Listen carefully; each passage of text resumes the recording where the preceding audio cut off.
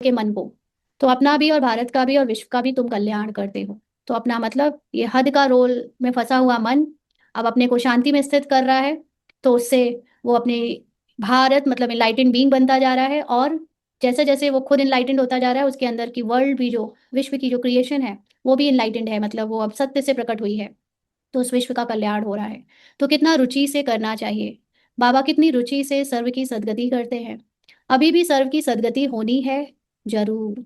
सबको, कोई ज्ञान ले और चाहे ना ले, अब सबकी सदगति होनी है, क्योंकि मेन जो मूल आत्मा का मन था और जो पार्ट पे डूबा हुआ था वो जाग गया है। अब वो अपने सत्य में स्थित होने में जितना टाइम बस ले रहा है, उतने टाइम के अंदर जितने भी प्रकट हुए हैं रोल्स बाहर या प्रकृति उसके अंदर से, अब उस सब की अवस्था को ऊपर उठना ही है, क्योंकि वो खुद अब जाग जाग गया है। तो वो जागते जागते अब नई क्रिएशन जब क्रिएट करेगा, तो पुरानी वर्ल्ड पुरानी क्रिएशन का एंड हो जाएगा और नई क्रिएशन आ जाएगी। ये है शुद्ध अहंकार और शुद्ध भावना। तुम सच्ची सच्ची सेवा करते हो, परंतु गुप्त अंडरलाइन, ये बात तो एकदम हाईलाइट कर लीजिए। जब तक हम लोग ड्रामा के अंदर थे बुद्धि से, लेकिन कहते अपने को आत्मा थे, Brahma Kumar Brahma Kumari as a role कहते थे, तब तक तो हम प्रकट रूप में दिखते थे कि हम भाई सफेद ड्रेस पहनते हैं, बैच लगाते हैं, सेंटर जाते हैं, मधुबन जाते हैं, और हम एक अलग तरह की लाइफ स्टाइल संसार के बाकी के लोगों से जीते हैं। तो वो तो गुप्त नहीं था। लेकिन असली गुप्त बात तब शुरू होती है जब आप ड्रामा से बाहर निकल आते हो, आपका मन ड्रामा से बाहर आ जाता है, और फिर वो ड्रामा को एक नाटकीय रूप में डिटैच होकर देखता है।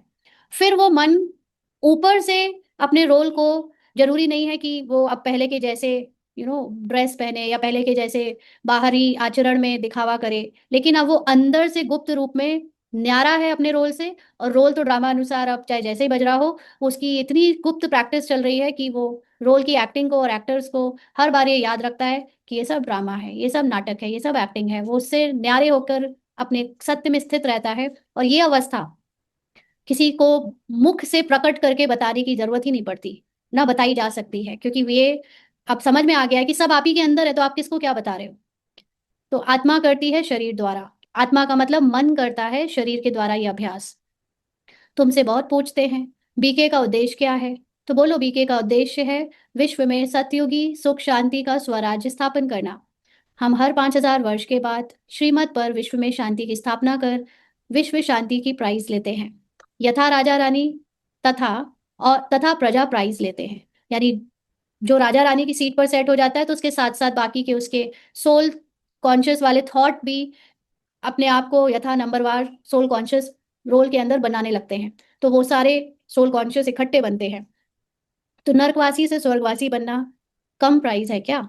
नर्कवासी मतलब कहाँ तो शरीर समझकर और ये किरदार के संस्कार समझते थे अपने को, और कहाँ अब हम स्वर्गवासी यानी इटर्नल बीइंग, संपूर्ण संपन्न बीइंग समझने लगे हैं। तो यही आपका shift of your mind set from lower dimension to the upper dimension, highest dimension, ये कम प्राइस है क्या। क्योंकि हाईएस्ट डायमेंशन में प्राप्ति ही प्राप्ति है, यू आर इटर्नली ब्लिसफुल। और नर्कवासी नीचे वाले में आपको एक एक चीज के लिए बहुत मेहनत करनी पड़ती है। तो ये कम प्राइस है। वह पीस प्राइज लेकर खुश होते रहते हैं, मिलता कुछ भी नहीं ना। जो लोग नोबल पीस प्राइज या वॉट एवर पीस प्राइज सरकार या ड्रामा के अंदर लेते हैं सरकार से, उनको क्या मिलता है, बस एक ट्रॉफी मिल जाएगी, कोई धनराशि मिल जाएगी, लेकिन असलियत में कोई सुख शांति परमानेंट थोड़ी मिलती है। सच्ची सच्ची प्राइज तो अभी हम बाप से ले रहे हैं, विश्व के बादशाही की। When you as a soul come out of the विश्व, जब आप पूरे विश्व से बाहर आकर, पूरे यूनिवर्स से बाहर आकर अपने को उससे न्यारे होकर देखते हो, दैट इज विश्व की बादशाही।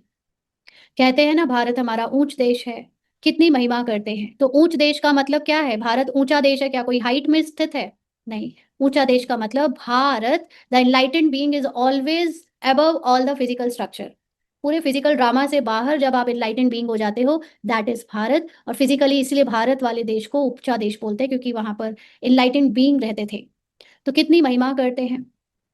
सब समझते हैं हम भारत के मालिक हैं, परंतु मालिक हैं कहाँ। आज हम अपने को भारत में रहने वाले, भारत के हकदार समझते हैं, लेकिन असली में क्या है, किसी का किसी बात पे हक नहीं है, कोई मालिक नहीं है। कोई सर, आप लेकर देखो कोई भी जमीन का टुकड़ा अपने आप से, है ना, आपको जेल में डाल दिया जाएगा। तो ऐसे कहाँ हक है आपका, प्रकृति पर या तत्वों पर नहीं है। कहने को कहते रहते हैं हम। तो अभी तुम बच्चे बाबा की श्रीमत से राज्य स्थापन करते हो, हथियार पवार तो कुछ नहीं है, दैवी गुण धारण करते हैं।